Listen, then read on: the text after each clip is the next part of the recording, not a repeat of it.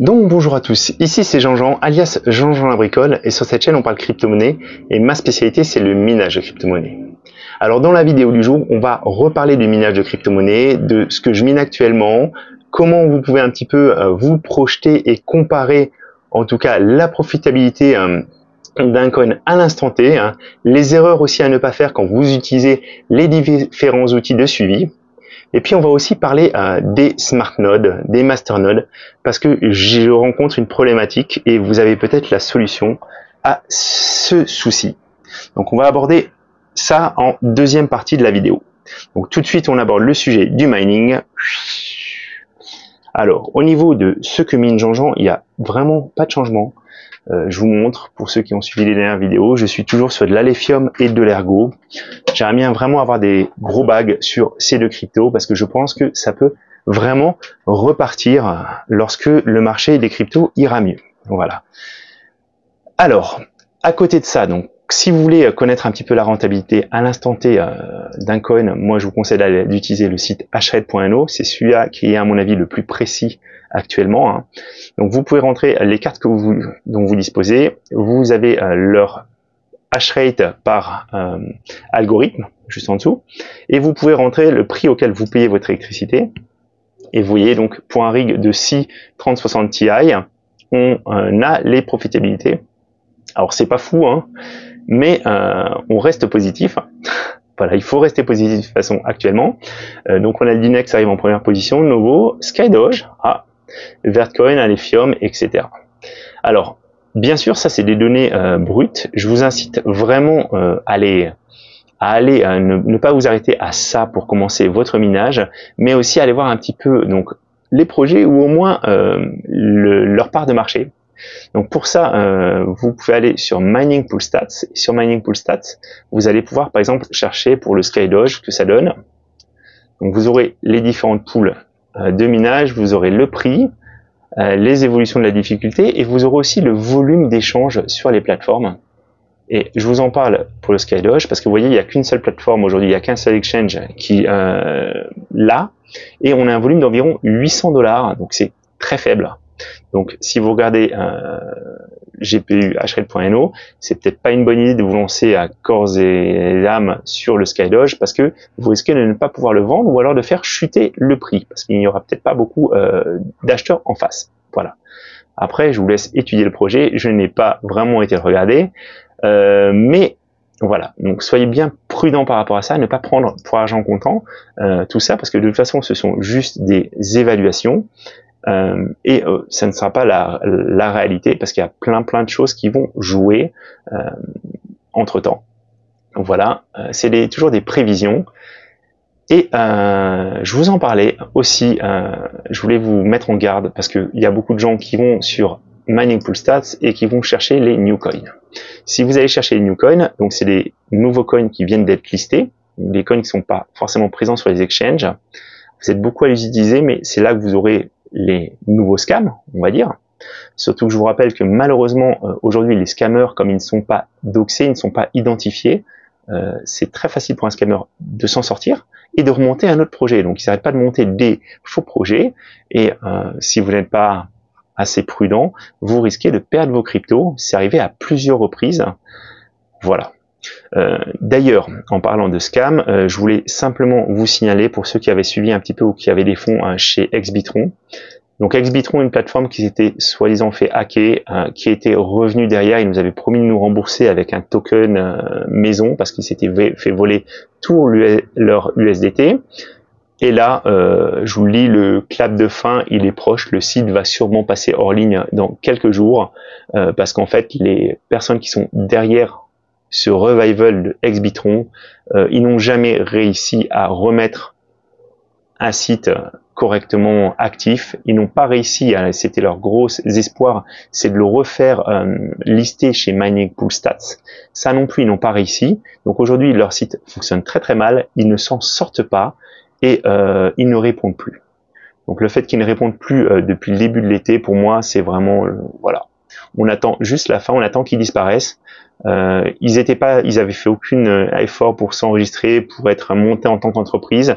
Donc pour moi, clairement, ça leur a permis de gagner du temps. Je pense pas que c'était des personnes qui voulaient à la base, enfin, exit scam, mais au final, c'est ce qui va se passer. Voilà. Sauf revirement de dernière minute, mais j'y crois absolument plus. Voilà. Donc au niveau des new coins, je sais aussi que vous êtes pas mal à avoir été miné des forks du Raptorum. Alors vous avez été les minés parce qu'en fait, derrière ces forks du Raptorum, il est facile de mettre en place des masternodes avec des très très forts API au début, hein, parce qu'il y a très peu de nodes sur le réseau. Alors moi, je me suis pas lancé dans ça. J'ai aussi un petit peu une raison éthique qui fait que je n'ai pas envie de me lancer dans ça, parce que vous allez miner alors ces coins, vous allez ensuite, ils vont être listés, vous allez pouvoir les revendre, et il y a des personnes qui vont les acheter pour monter les nodes. Ces personnes vont monter les nodes, mais derrière, en fait, le prix du coin va perdre de la valeur s'il n'y a pas de réel projet derrière ce fork. Et en fait, vous allez un petit peu dumper les coins que vous avez minés sur des gens qui veulent spéculer sur du node. Voilà. Alors moi, je trouve pas que ça soit une super idée en soi, même si c'est rentable pour vous. Voilà. Mais bon, je suis pas là pour vous faire la morale. Vous faites ce que vous voulez. Je suis pas là non plus pour vous donner des conseils d'investissement, mais je vous donne un petit peu mon point de vue quand même sur ça. Je pense qu'il y a d'autres moyens. Alors malheureusement, en ce moment, c'est vraiment la grande traversée du désert. Ça se voit aussi sur la Gigi-Pool. Il y a très peu de monde, clairement. C'est très très dommage, surtout qu'en plus derrière il y a ARA, donc qui est le pool operator, qui est derrière, malheureusement notre seul pool operator suite au décès de Jean Bord. Il se démène pour vraiment faire quelque chose qui va être disruptif par rapport à ce qui existe aujourd'hui, pour faire quelque chose qui pourra vraiment faire participer la communauté. Donc je peux pas vous en dire plus, mais il est en train de travailler dessus. Et en venant miner, vous lui donnez aussi vraiment de l'énergie d'avancer. Il faut savoir que contrairement à la Gigi-Pool Raptorum, lui ne m'a rien demandé en échange. C'est-à-dire qu'en fait, c'est lui qui gère les pools, c'est lui qui finance les pools. Donc ça serait vraiment sympa si vous avez du hash rate, si vous savez pas où le mettre. On a quand même quelques pools. On aura sûrement une pool Caspa qui va arriver un de ces jours. Alors malheureusement plus pour les GPU, mais au moins pour les petits ASICs. Vous pourrez poser vos ASICs dessus. Et puis j'espère qu'on aura aussi une pool Alephium. Ça me ferait très très plaisir de pouvoir aussi miner sur la Gigi-Pool. Pour le Raptorum, on va faire aussi voilà, un live commémoratif. J'ai une Lamborghini qui n'a toujours pas été gagnée et je vais la faire gagner en live.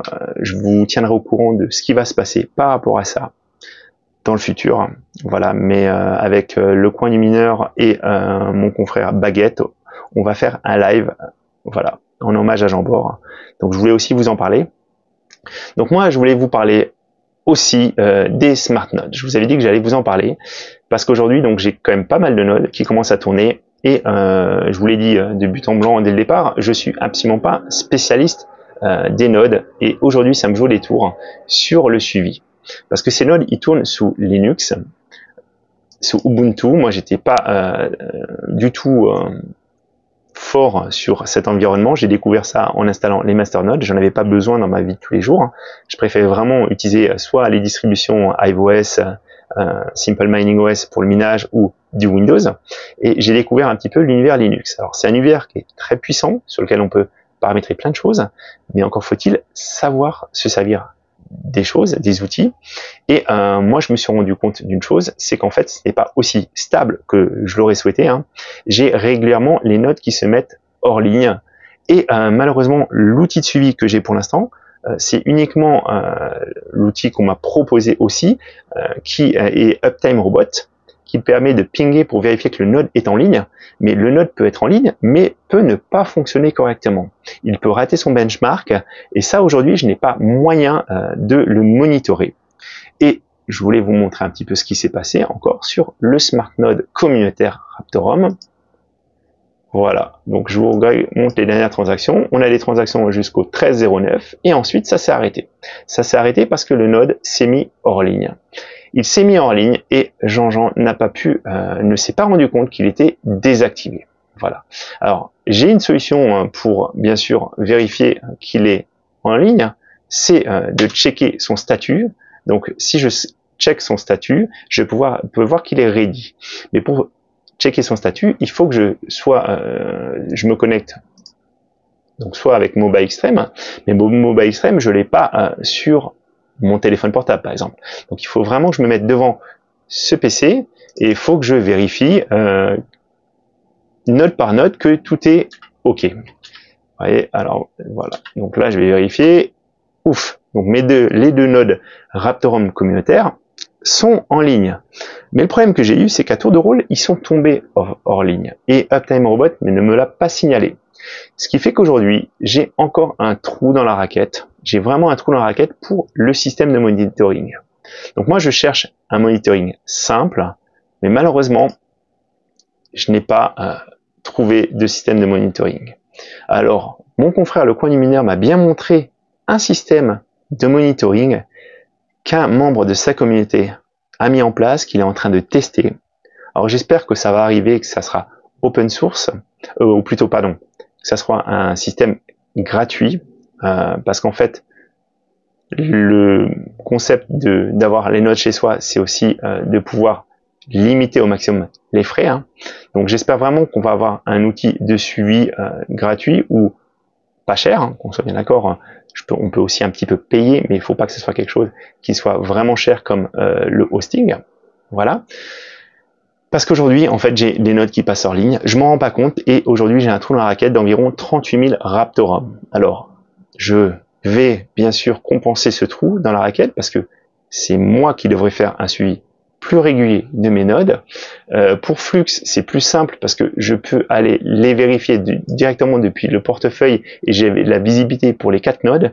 Mais aujourd'hui, je ne sais pas comment monitorer mes nodes pour savoir s'ils sont vraiment en ligne, s'ils répondent bien, et aussi pour avoir des scripts qui pourraient relancer la machine. Parce que dans la plupart du temps, un reboot, un sudo reboot, ça permet de solutionner le problème, mais si on ne sait pas que le node est tombé, eh ben, on ne le fait pas. Voilà. Donc c'est ça que je voulais, ce dont je voulais vous parler aussi.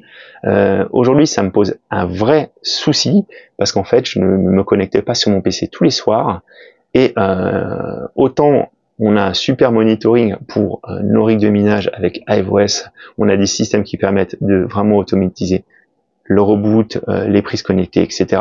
Autant je n'ai pas la même solution pour les nodes et c'est problématique. Autant l'installation des nodes, c'est déjà un challenge intellectuel, c'est pas évident. Et d'ailleurs, en parlant de ça, je vais faire un petit site web où je vais lister les petites problématiques que j'ai rencontrées parce que je me rends compte que le format vidéo, c'est pas forcément très adapté à ça. Et puis souvent, j'ai besoin des lignes de commande. Si vous travaillez bien quand vous faites l'installation, si vous notez vos lignes de commande, les lignes aussi pour pouvoir relancer la machine, c'est beaucoup plus simple que si vous devez aller chercher dans les informations du node à chaque fois dans les listes. En plus, vous pouvez vous tromper si vous y allez un peu vite. Par exemple, si je mets streamer node, voilà, à chaque fois, il faut pouvoir y accéder, il faut pouvoir regarder les documents. Donc c'est un petit peu, c'est beaucoup mieux d'avoir les informations à un endroit donné et ça permet vraiment de s'en sortir beaucoup plus facilement. Voilà, donc je voulais partager cette problématique avec vous. Alors je sais, c'est ma faute. C'est pour ça aussi que je prends en charge le problème de rémunération des nodes. Je vous dis à très bientôt les amis.